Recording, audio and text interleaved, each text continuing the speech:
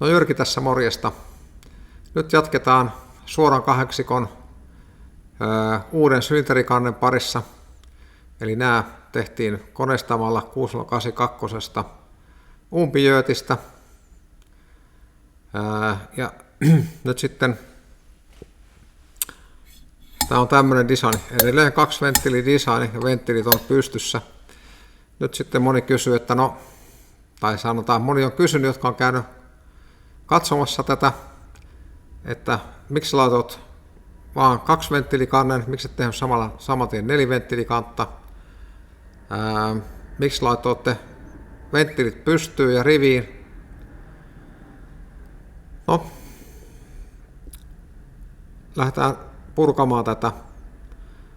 Se ongelma, mitä lähdettiin ratkaisemaan, niin ei ole nyt ei olla jahtaamassa maksimaalista tehoa, vaan nyt ollaan ratkaisemassa ydinongelmaa. Eli puikin alkuperäisessä suorassa kahdeksikossa sylinterikannessa on vain 4 imukanavaa. Eli jokainen imukanava jakautuu 2 vierekkäiseen sylinteriin. Puhutaan siamilaisista imukanavista. Ja niitä ei saa kunnolla virtaamaan, eli ilmaväärä vaihtelee ja varsinkin seossuhde vaihtelee sylinteristä toiseen.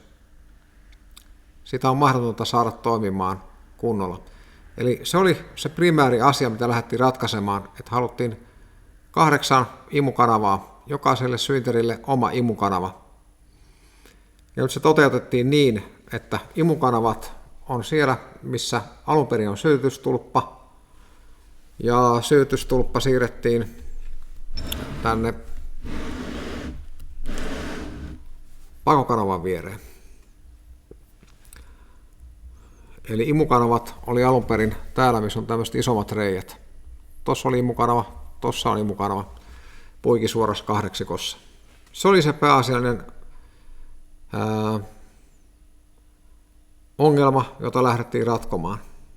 Eli saataisiin kunnolliset, tasaiset seossuhteet jokaiseen sylinteriin. Sitten toissijainen ongelma on se, että puikin suorassa kahdeksikossa alun perin, siis 320 kuutiotuumaisessa, männän halkaisija, nyt en muista mitä se on tuumissa, mutta se on 87 milliä noin suunnilleen. Nyt jos mä laitan tämän tähän, ja tämän palotilan halkaisija on sama kuin puikin suorassa kahdeksikossa, siis valurautakannessa alun perinkin. Mä laitan tämän tähän, sä näet, että tämä palotila on halkaisijaltaan paljon isompi. Se on 3,7 tuumaa, eli noin 94 milliä. Ja meillä oli ajatuksena alun perin, että tästä tulisi myytävä tuote mahdollisesti, jolloin haluttiin pitää kustannukset jossain järjellisissä rajoissa. Ja sen takia ajateltiin, että ei aleta keksiä pyörää uudelleen, eli käytetään puikin omaa lohkoa, työntötankoja ja nokkaakselia,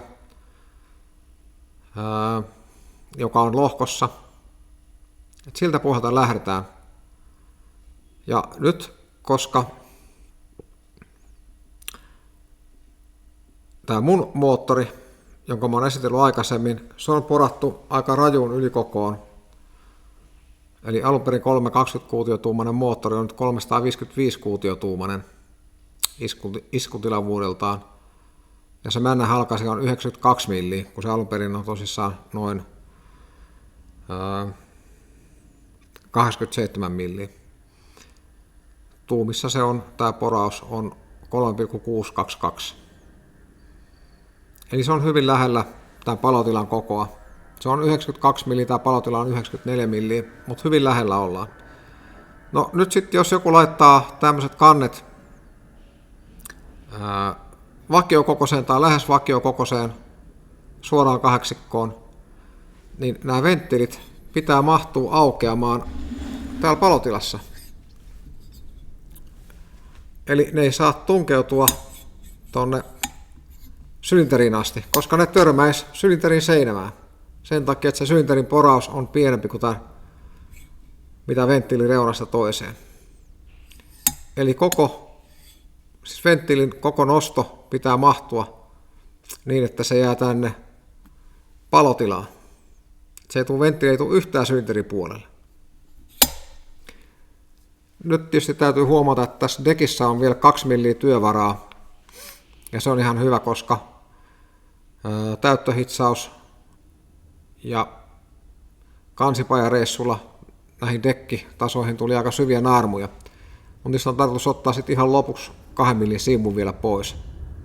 Tuo palotilan koko mitattiin silloin, siis mitä se nyt CAD-ohjelma antoi, muistaakseni 72 cc:tä. Ja jos lohko on 0 dekissä, eli tasapäiset männät tulee ihan täsmälleen lohkon yläpinnan, kansitason yläpinnan kanssa tasan, ja kannentiiviste on suunniteltu, se on millipaksunen, niin se puristussuhde olisi 10,25 yhteen, muistaakseni, sitä luokkaa. Alunperin se oli jotain 6 alkavia puristussuhteita. Eli saadaan se hyötysuhde tämän päivän tasolle, puristussuhde. Ja semmoinen 10,25 se kestää vielä mietoa ahtaamistakin. Tosin mä luulen, että siihen ei ole syytä mennä. No sitten toinen,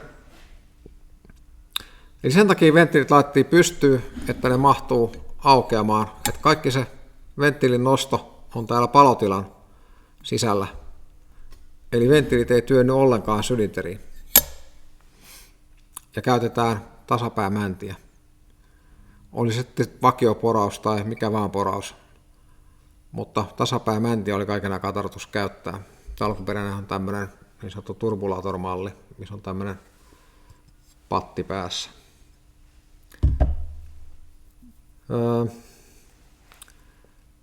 Miksei menty neliventtiilikanteen? On just se, että ei haluttu keksiä pyörää uudelleen. Puikissa suorassa kahdeksikossa on vain 5 runkolaakeria. Jossakin Packardin malleissa suorassa kahdeksikossa taisi olla 9 runkolaakeria, niin kuin se kuuluisi olla.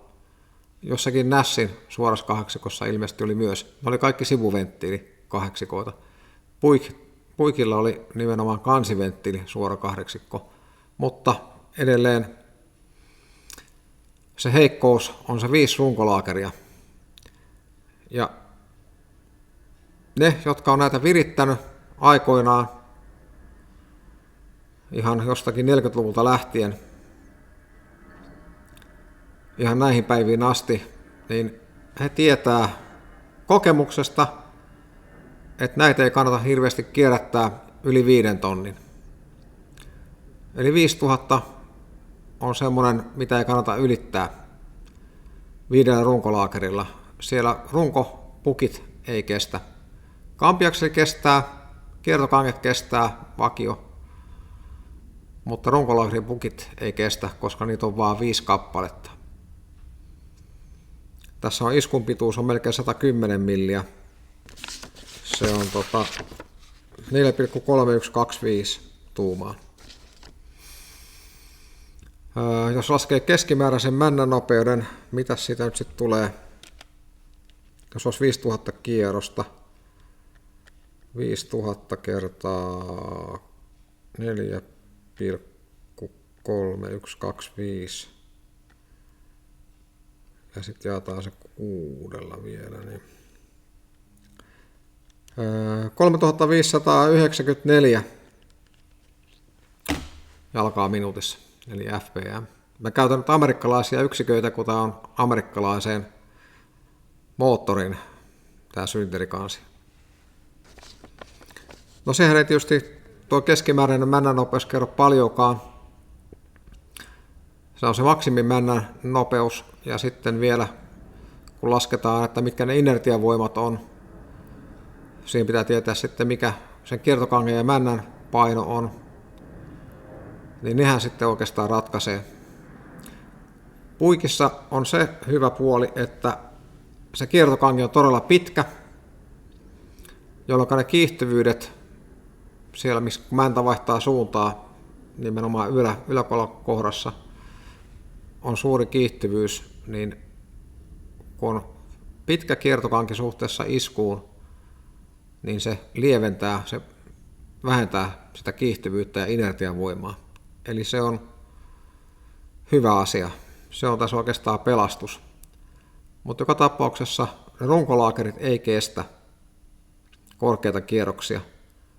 5500 olisi ehkä semmoinen, niin kuin mä haluaisin, että maksimiteho tulisi 5000, mutta voi olla, että sitä konetta joutuu kierrättämään 5,5 tonnia, jos haluaa, niin kun, jos kiihtyvyyttä haluaa optimoida, niin sen pitää vielä mennä sen maksimitehon yli ennen kuin vaihdetaan isompaa vaihdetta. Mutta 5,5 tonnia mun mielestä ehdoton maksimi, mutta tämä suunnittelukierrosluku on 5000. Siihen tätä on niinku ajateltu, että voisi kierrättää. Ja perimätieto sanoo, että sitä ei kauheasti kannata ylittää, koska sitten tulee ongelmia. Runkolaakeripukit ei kestä. Toki siellä on nyt ARPn studit alkuperäisten pulttien tilalla runkolaakereissa ja kiertokangen laakereissa, mutta ei se pukki on mikä on ja niitä on vaan 5, niitä ei sinne saa 9 mitenkään. Ja sitten kun kampiakseli on näin pitkä, painaa 52,5 kiloa muistaakseni, niin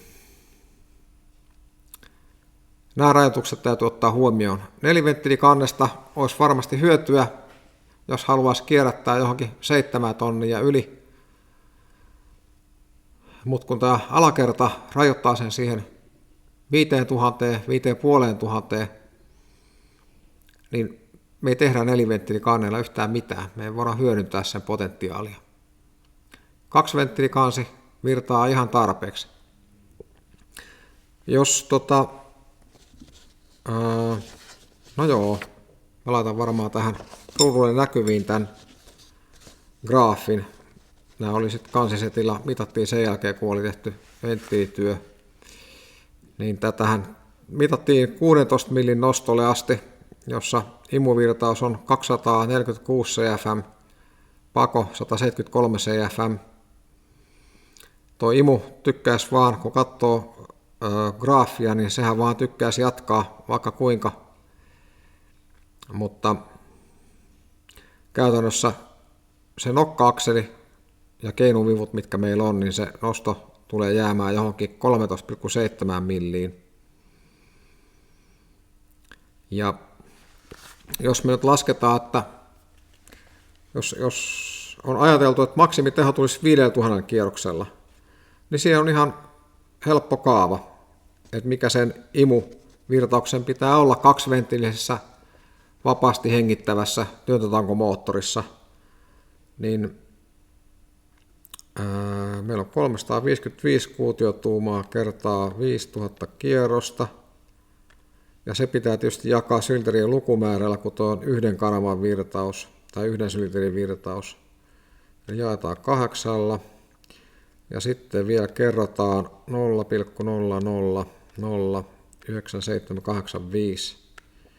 Se on 217 cfm imuvirtaus. Ja nyt jos me katsotaan tästä graafista, niin no sanotaan, että jos se nokka ihan helposti virtaa imupuoli on 217 sillä nokka-akselilla ja keinulla, mitä on tarkoitus käyttää. Tämä virtaa itse asiassa, jos ajatellaan, että se olisi tuon 230 cfm tuo imuvirtaus, niin me voidaan laskea tämä toisinpäin. 230 kertaa 8 jaettuna 355 jaettuna 0,0009785.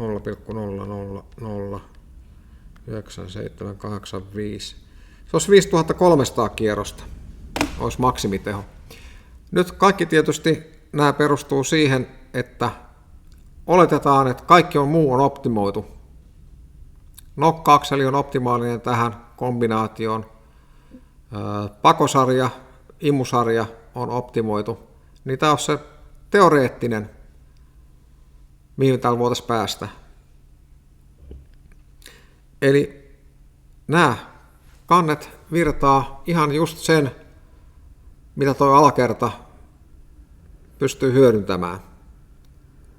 Eli kun tota ei voi korkeammalla juuri kierrättää, niin meillä ei ole sit suuremmasta virtauksestakaan mitään hyötyä. Eli nämä kannet on täysin riittävät siihen, mitä on ajateltu saavutettavan.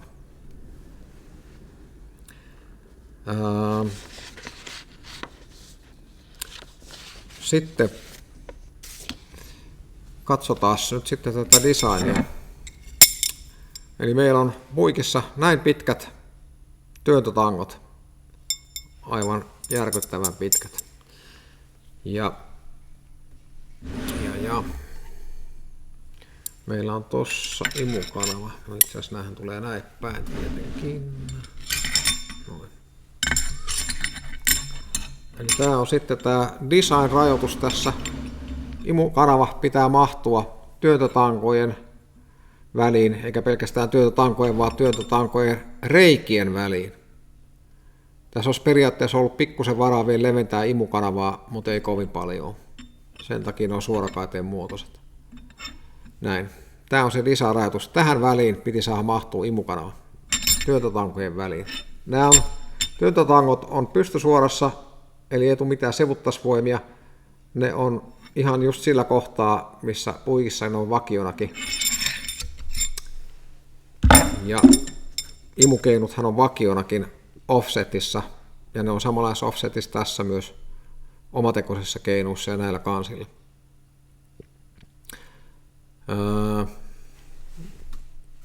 Tässä käytettiin lähtökohtana löyhästi.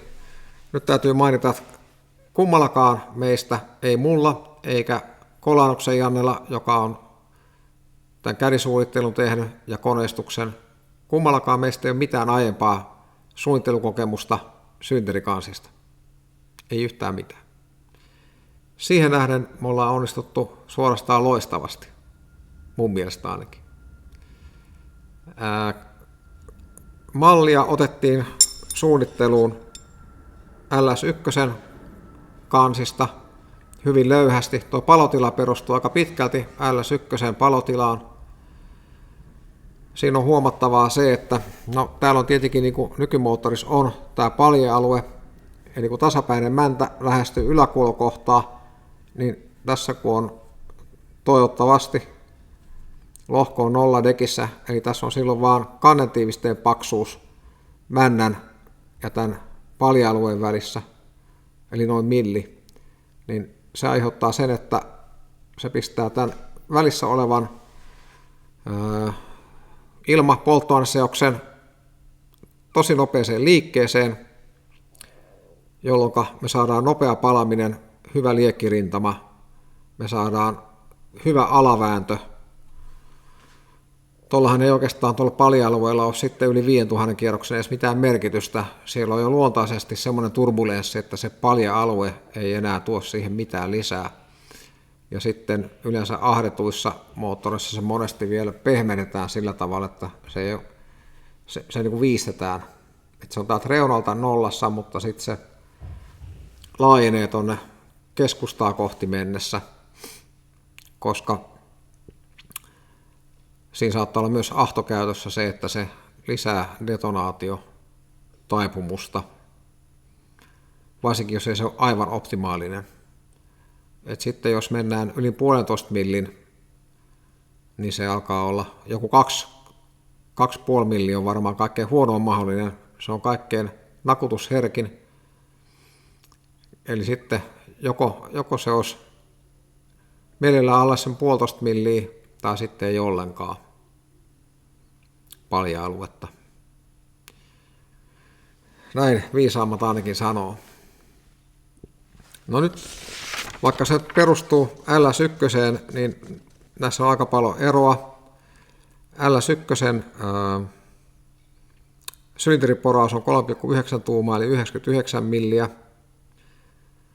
Ja tässä meillä on taas 3,622 eli 92 milliä poraus. LS-moottorissa on venttiilikoko, siis LS1, imuventtiili 2 tuumaa, pako 1,55. Nyt tässä moottorissa on sitten imuventtiili 1,9 tuumaa, pakoventtiili 1,52. Tässä itse asiassa vaan käytettiin sitä, mitä oli jo hankittu tuohon valurautakanteen. Käytettiin niitä venttiileitä. Nyt tällä tietämyksellä, jos mä jotain tekisin, niin mä pienentäisin molempia venttiileitä. Pienentäisin paon ehkä 1,5 ja imun ehkä 1,88. Nämä on vähän turhan isot tämän kokoiseen palotilaan. Darin Morgan, joka on hyvin tunnettu sylinterikansinkuru Pro Stock-piireistä, on suunnitellut muuallekin kansia, kokonaisia uusia kansia, niin hänellä on semmoinen periaate, että jos puhutaan tämmöisestä kaksiventtiilimoottorista, varsinkin tämmöinen, missä venttiilit on rivissä, eli ei ole kallistettu, niin maksimi-imuventtiilikoko on 0,51-0,52 kertaa poraus. Ja nyt jos tässä on, no itse asiassa mä käytän tätä porausta, mikä on tässä palotilassa, koska siinä tuossa palotilan alueella nuo venttiilit toimii. Eli silloin se on 3,7 kertaa 0,51. Se on 1,887 tuumaa. Eli semmoinen 1. No joo, kyllä se 1,9 ehkä menee siinä just. Mutta siinä alkaa olla se, että tämä imuventtiili on hyvin lähellä tätä palotilan reunaa. Eli tämä palotila varjostaa tätä imuventtiiliä, jolloin sen tuon kanavan hyötysuhde heikkenee. Eli tällä tietämyksellä mä siirtäisin näitä venttiilit karvan verran lähemmäs toisiaan, pienentäisin pakoventtiiliä, koska se ei tarvitse olla näin iso, ja ehkä pienentäisin myös imuventtiiliä. Mutta vähintään siirtäisin vähän lähemmäs toisiaan, ja vielä niin, että se olisi pako, se oli ihan reunassa. Pakoventtiiliä ei haittaa se varjostus, vaikka se olisi ihan palotilan reunassa, mutta imuventtiili haittaa. Mä siirtäisin molempia lähemmäs pakoventtiilin reunaa. Eli sen mä tekisin tällä tietämyksellä. Edelleen mä pitäisin nämä venttiilit pystyssä. Edelleen menisin kaksiventtiilitekniikalla. Jos sitten haluaisi korkeammalle kiertävän moottorin, niin sitten mä olisin tehnyt kallistetulle venttiilille ja ei olisi enää keinuvipuakselia, vaan sitten olisi yksittäiset erilliset keinuvivut imuille ja paoille. Mutta siinä tulee aina sitten vähän hankaluuksia. Siinä tulee helposti niin, että työtötangot ei olekaan enää sit pystyssä, vaan ne harottaa ja sojottaa milloin mihinkäkin suuntaan. Ja silloin siinä tulee helposti sivuttasvoimia, ja se ei ole ollenkaan hyvä juttu. Jos nämä työtötangot olisi lyhyemmät, se olisi varmaan harkinnan arvoinen asia, koska silloin kun ne venttiilit avautuu sylinterin keskustaa kohti, niin silloin tämä varjostus pienenee samassa suhteessa kun venttiili avautuu, niin kun se venttiili avautuu kauemmas tästä reunasta, niin se varjostus pienenee samassa suhteessa. Vakio alun perin puikin suorassa kahdeksankossa toi venttiilien välinen etäisyys, siis imun ja paon, on 44,8-45 milli, se vaihtelee tuotantotoleranssien välillä. LS1-moottorissa on 48,6 milli, eli 1,913 tuumaa. Tietenkin kun siinä on isompi palotila ja isompi poraus. Nyt tässä kannessa on 46 milli, että me millin verran levitettiin näitä venttiileitä siitä, mitä ne on, venttiilietäisyyttä toisestaan siitä, mitä ne on tuossa valurautakannessa. Ihan sen takia, että mä ajattelin, että sinne pitäisi jäädä istukkarenkaille vähän niin kuin lihaa tähän venttiilien väliseen kannakseen. Ehkä se olisi voinut pitää siinä, missä se on valurautakannessa. kyllä se olisi varmasti onnistunut. Siinä olisi tarvinnut vielä kummankaan istukan mennä toisen istukan alueelle. Sen olisi pystynyt tekemään luultavasti ihan niin. Mutta tämmöiset nämä nyt on. Eli siinä vähän syitä, miksi tehtiin niin kuin tehtiin. Eli haluttiin tosissaan, että se koko venttiilin nosto tapahtuu täällä palotilan alueella.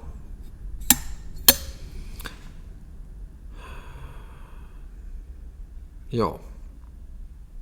Tarkoitus on tosissaan käyttää tasapäämäntiä, missä ei ole mitään venttiilikoloja. Ja semmoset tuossa onkin tuossa mun lohkossa JE valmistamana.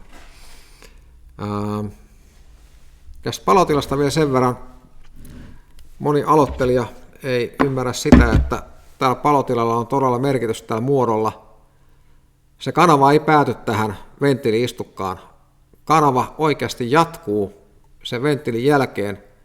Ja kaikkein huonoin on se, että venttiilin jälkeen on niin ihan tasainen palotilan lattia, jolloin se sitten tulee vaan turbulenssia. Se tappaa sen virtauksen. Virtaus on kovimmillaan tietysti tässä kurkussa heti venttiilin alla. Siinä on pienin poikkipinta-ala koko kanavassa. Ja se pitäisi hillitysti saada niin kuin hiljennettyä sitä virtausnopeutta, eikä mitenkään äkkiä väärästi. Sen takia tämä on nimenomaan tämän mallin, että tämä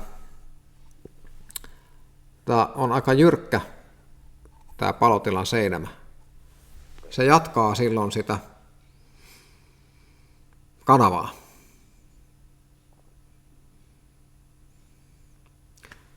Näin. Eli sen takia nämä virtaa näinkin hyvin, vaikka tässä on paljon varjostusta imuventtiilillä. Eli nämä virtaa tosissaan tämmöiseksi designiksi varsin hyvin. Jos olisi nokka, joka nostaisi 16 milliä asti, niin tässä olisi teoreettinen teho 507 hevosvoimaa, mihin tämä kansi riittäisi. Mä luulen, että se lohkon kestävyys tulisi kyllä vastaan. Mahdollisesti, en tiedä. Kyllä jotkut sanoo ottaneensa 700 hevosvoimaa ahtamalla puikkisuorasta kahdeksikosta, mutta en lähtisi ihan heti yrittää.